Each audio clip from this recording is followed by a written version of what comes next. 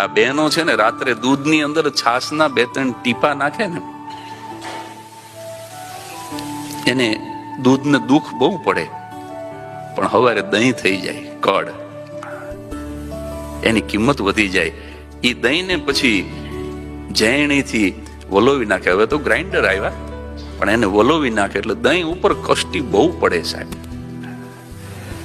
પણ માખણ થઈ જાય, એની કિંમત વધી જાય. ઈ માખણને બેનો ચૂલા ઉપર ચડાવે, માખણ ઉપર કષ્ટ બહુ પડે સાહેબ, પણ ઘી થઈ જાય, એની કિંમત વધી જાય.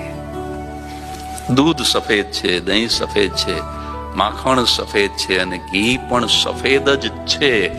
આના ઉપરથી દાખલો એટલો જ લેવાનો છે કે જીવનમાં વારંવાર કષ્ટી પડે, ગમે એટલા દુઃખ પડે, પણ જે પોતાનો રંગ ન